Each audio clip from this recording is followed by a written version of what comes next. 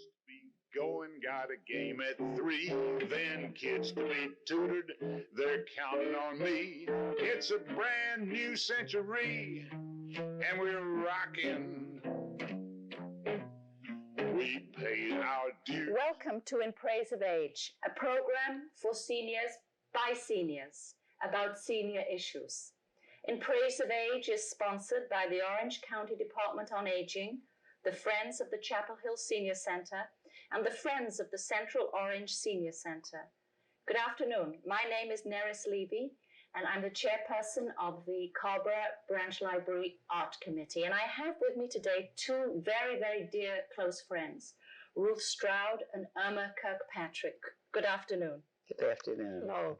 And both these wonderful ladies are featuring in the latest exhibit that we have at the Carrboro Ranch Library entitled Vital Aging. This exhibit is an exhibit of people who are really living wonderful lives in their senior years. And it runs through the 22nd of January. It is a worthwhile show to visit. But more importantly, it shows how people are having marvelous lives into their 80s. Miss Ruth Stroud, how old are you? 88 years old. And Miss Kirkpatrick? 82. 82 years old. I know these two ladies very, very well. They're dear friends from the Carr Court Quilting Group. But before we get into how we know each other, we all share a deep admiration for one of the people who is actually revered in the Carrboro Library exhibit.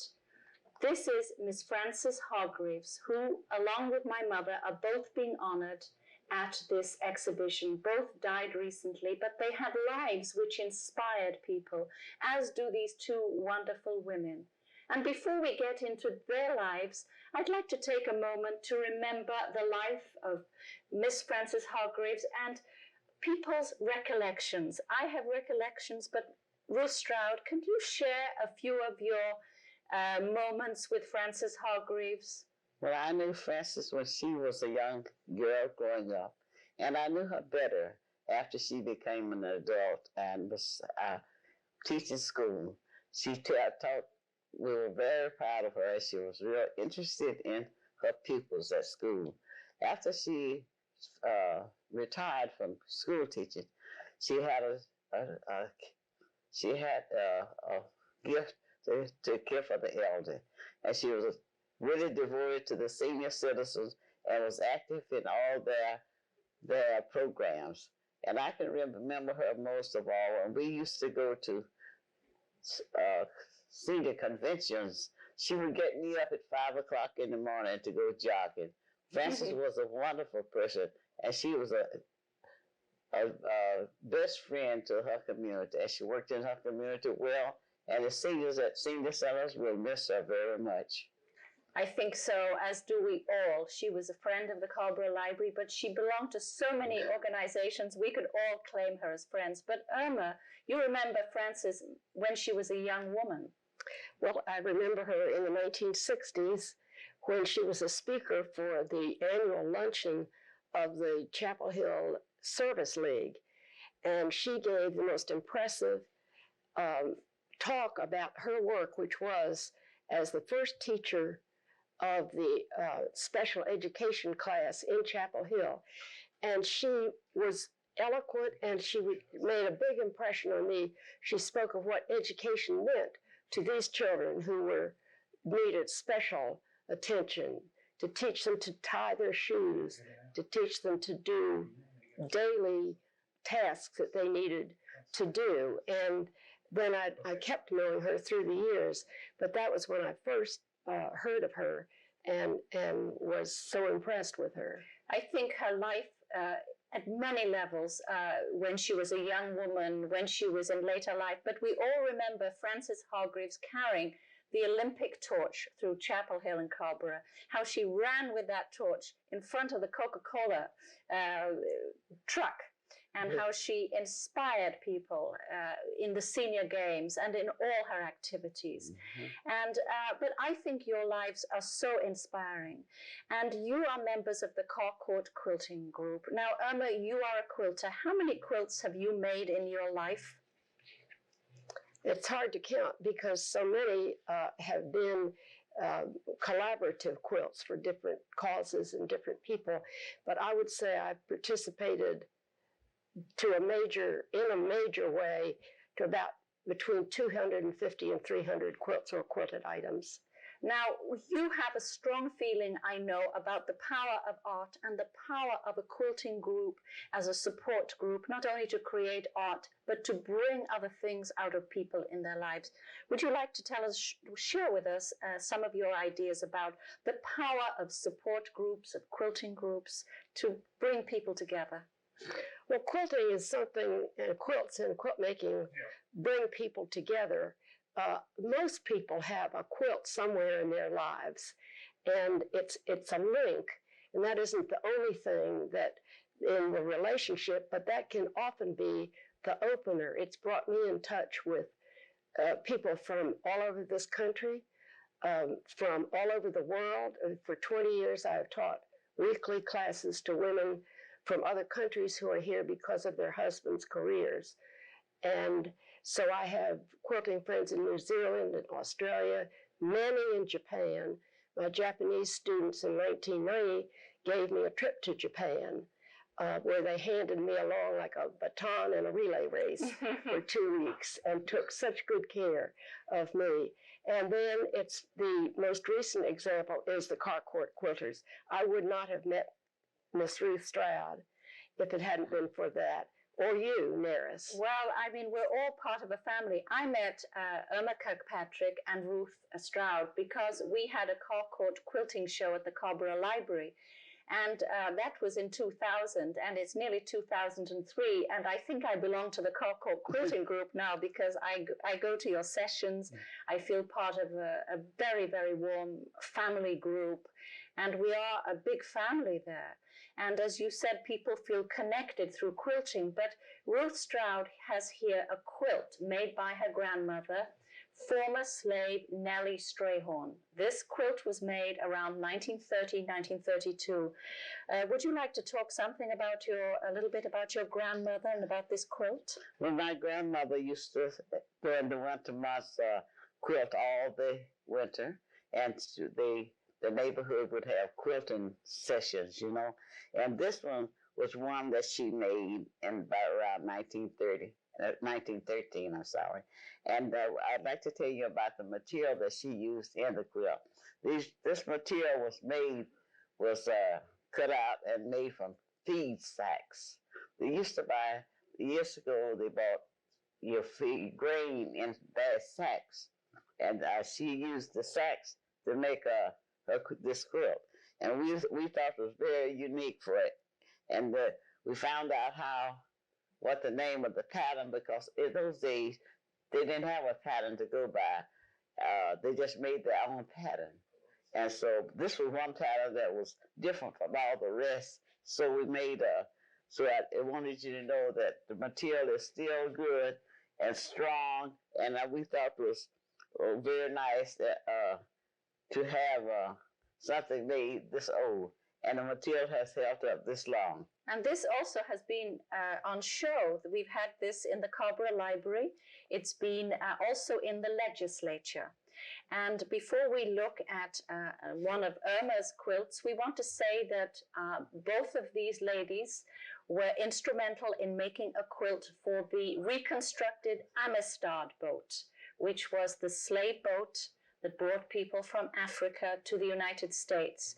And there is a quilt made by the Carr Court Quilters, which is now on this boat. It's an educational boat, but the quilt on this boat is made by by the Carr Court Quilters, as are other quilts on the boat made by different quilting groups. Erma, would you like to talk about your quilts there? Well, I come from a large and fertile family, and so I specialize somewhat in child quilts. and have made about 65 children's quilts. This was a cradle quilt made for my grandson, Galen Kirkpatrick, and it was on his cradle, which was about this big. The other one I brought is also a child's quilt, and it was made for his brother, who's now 3, who allowed me to borrow it this morning, if I promised to have it back before he went to bed tonight. Look at that. Because he needs to sleep under it every night. Well, this is a connection between his grandmother and he sleeps under the quilt made by the grandmother. But we have to say that in the Carr Court Quilting Group, we always have to take these quilts from people to show them. So there's always an upset child. Isn't that right? Because we have these quilts on show often. On my 80th birthday, my daughter-in-law engineered a show of children's quilts and called them in from all over the world, some of them in tatters, and there was one little boy in Paris, France, who would not let his come. Yes, I can believe because that. He stands by the washer when it's being washed and by the dryer when it's being dried, and would not allow it to be shown. So these quilts have a very deep emotional quality. Tell me more about what you think this quilting group has done for you, the Carr Court Quilters. It has been wonderful, a great therapy for me. And what I like about it, we go, everybody's happy, and we take our ideas. Each one of us have a different ideas, and we compile them together and come out with whatever the whole group agrees on. But it's been therapy for me, and I have enjoyed it so much, and I encourage other people to come and join us because they're missing a lot. And this group meets usually on Friday mornings in the Carr Court Family Resource Center in Carrboro. And if anybody's interested, they can either call Ruth Stroud or Erma Kirkpatrick. But whilst we're talking about groups, you ladies belong to many different kinds of groups, and you need to belong to different kinds of groups. Could you tell me a bit about your church group, Erma? I mean, how different is that from the Carr Court Quilting Group? Well, I belong to a very small church. Aldersgate United Methodist was one of the founding members, and it is an intergenerational because we're small. We are friends from birth to I'm one of the oldest now, but we have these intergenerational friendships, and that's very important. But we made a quilt at our church, a comfort quilt, to take to families who were in need of comfort for whatever reason, and then we pass it on to someone else to let them know that we think about them and pray for them and are interested in their well-being. And you've always belonged to a church. You've always had a need to belong to a church. Yes. And you were born in Maryland, right?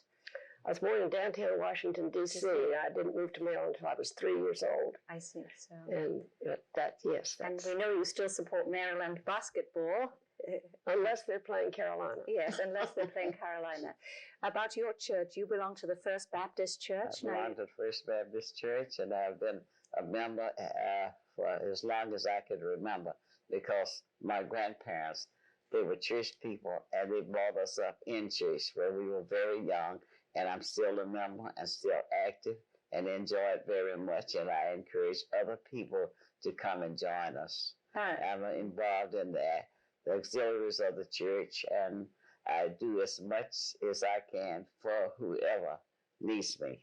You're in the aid group, you said? Yes. Church aid. Can you explain? I'm in the church aid club, and that's one of the groups. I used to be first aid and different other in other auxiliaries in the church, but as I grow older, I just stopped doing being involved in as many, but I support all of them. Well, we have to all know that Ruth Stroud was a nurse at one time, but she's really not stopped being a nurse in many, many ways. And she's known as somebody who can be phoned up. You have a lot of people always asking you for advice, is that right? Yes. Yes. And your daughter and granddaughter are involved in the church group. Can you talk a little bit? Yes, my daughter is head of the youth department, and my granddaughter, she teaches Bible study every Wednesday night, and my daughter is involved more in the youth, plus the usher board and all auxiliary, the missionaries and all auxiliaries of the church. And we were brought up as church people. And my grandparents instilled it in me, and so I have passed it on to my daughter And so and her children. And so you really have the continuity. You both have the continuity. You've always been to church and you've had that in your lives. Yes. And you've belonged to groups. That's right. And then the biggest group that you belong to also is the family group. Erma, do you have family members around here? Oh, yes, all 3 of my children and all 5 of my grandchildren live around here. So I'm very fortunate in that. And then I have my larger family. I'm number 3 of 8. My husband said it was a tribe, not a family. So there, but we 6 of my siblings are still living, and so we have very close family ties. I know you said that you just went to a family reunion where you only had 39 going to Thanksgiving. That's Thanksgiving. Only It'll be a 2-turkey Thanksgiving, but there only 39 can come. Only 39 can come. But I'm getting the sense from both of you that what's very important is the different layers of support that you need. Tell me about your family. You live in an extended family in Carrboro, Ruth. Yes, my family is one of the oldest families that's in Carrboro and has been there for all these years. And my grandparents, I live with my grandparents. I live in the same house my grandfather built years ago. And all my grandparents and my parents have passed on. But we are still in the neighborhood, and I'm still in the house I've been in 84 years, and love it. And I have my daughter and granddaughter lives with me, and so we enjoy life. And your great-grandsons. And my great-grandsons. I have 9 great-grandchildren, and we live as a family. Some live out of town, and some live in town. But we never... Each day of our lives, we're all together to have our dinner, just like we were brought up years ago. So the family is important. So very. But you also tell me how important the other groups are. I mean, you couldn't live without one of the groups you belong to. Is that right? Do you need all the groups equally? Well, yes. Yes. I need more than one. You need more than one group. How about you, Erma? Don't you think it's important to have more than one group?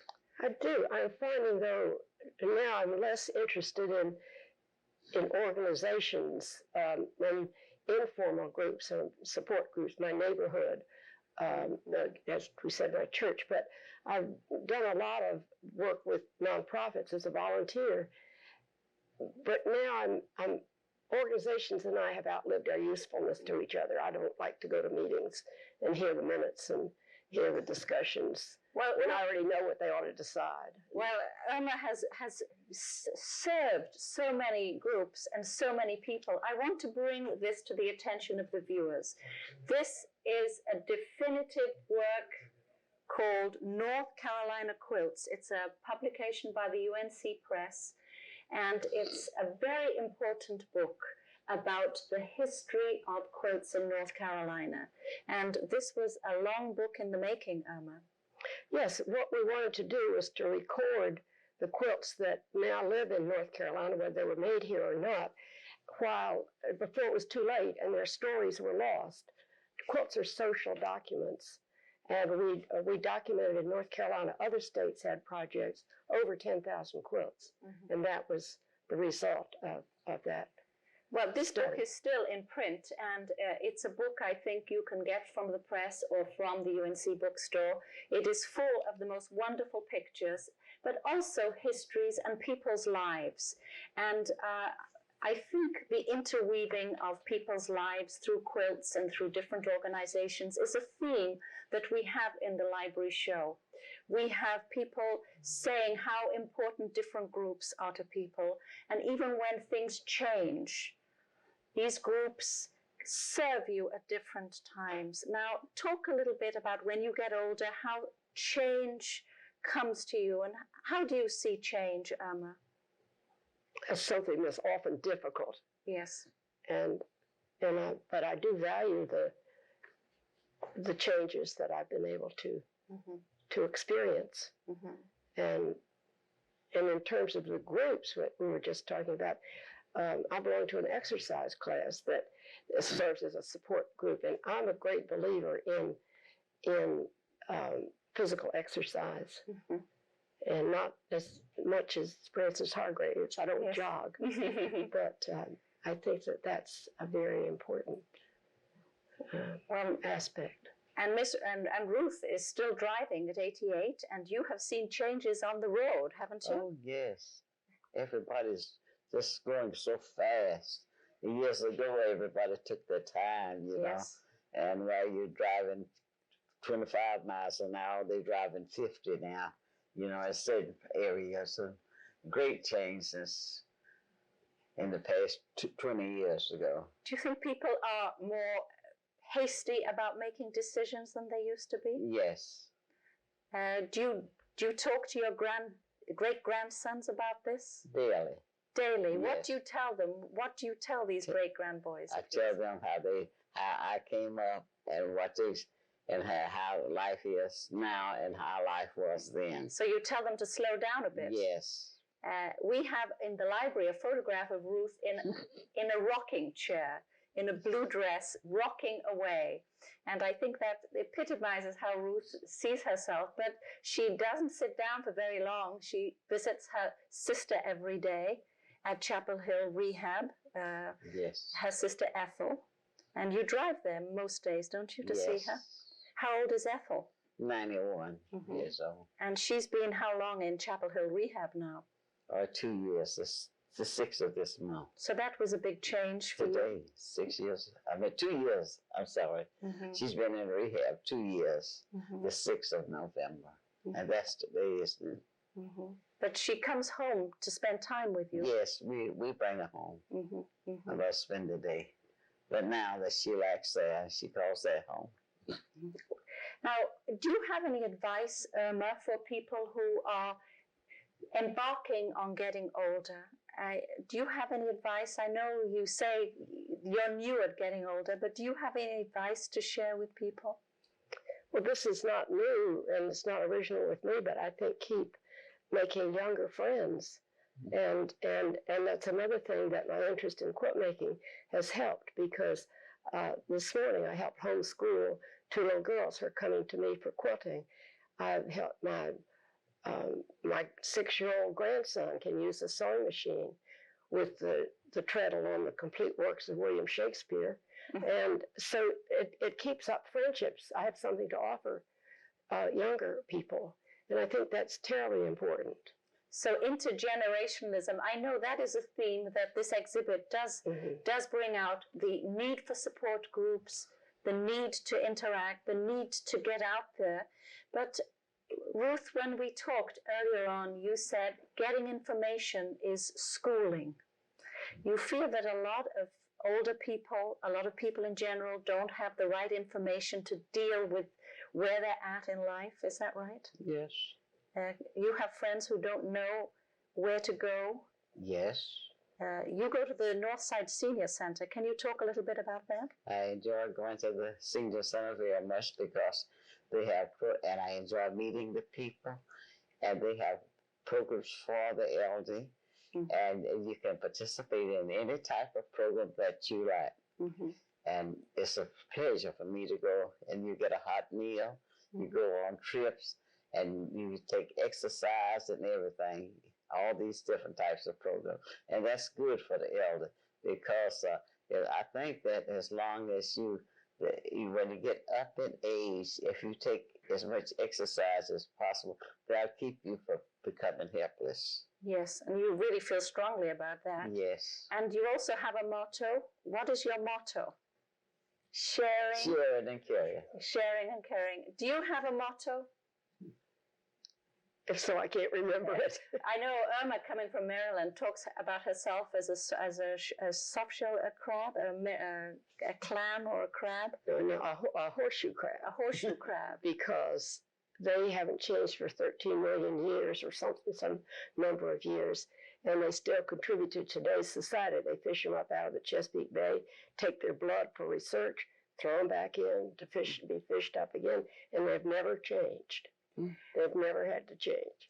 Well, I think for the viewers who are watching, these two friends, dear friends, and examples of vital women are worth remembering because they are role models for all of us.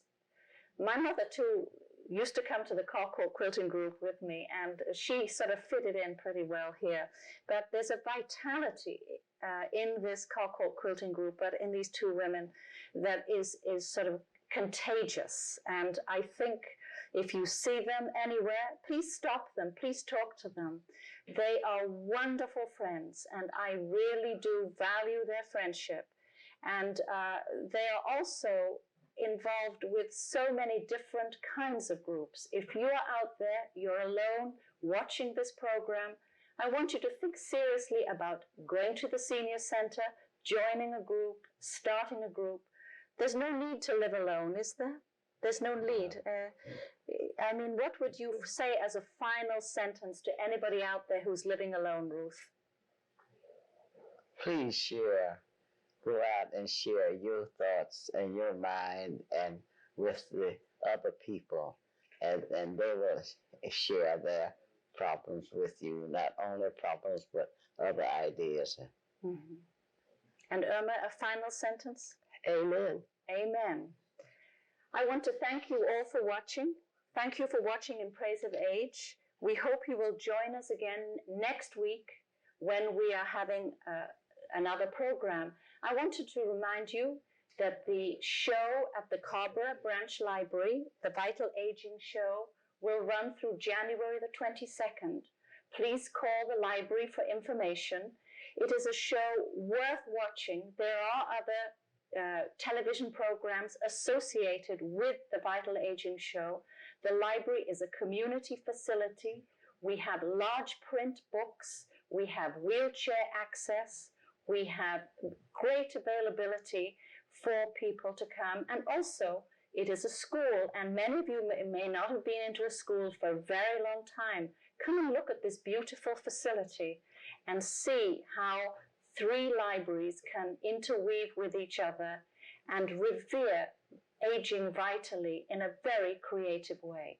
And I want to thank the Orange County Department on Aging for all their support and the UNC Institute on Aging. Thank you very much.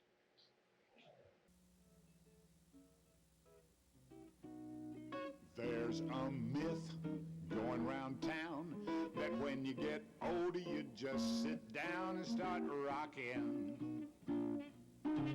Just rocking.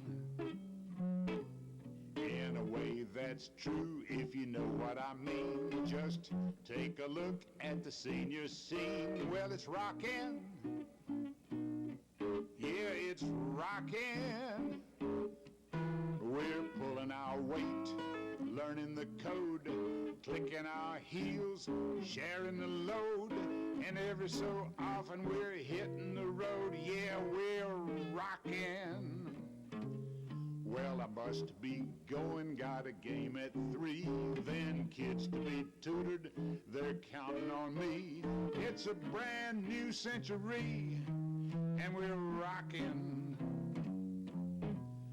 We paid our dues all those years, and it's so nice to be switching gears. It's a brand new century, and it's the senior life, the senior life, the senior life for me.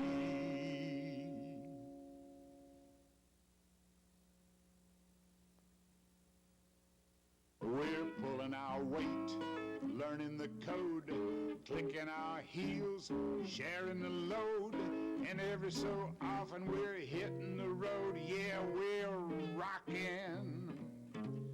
Well, I must be going, got a game at 3, then kids to be tutored, they're counting on me. It's a brand new century, and we're rocking.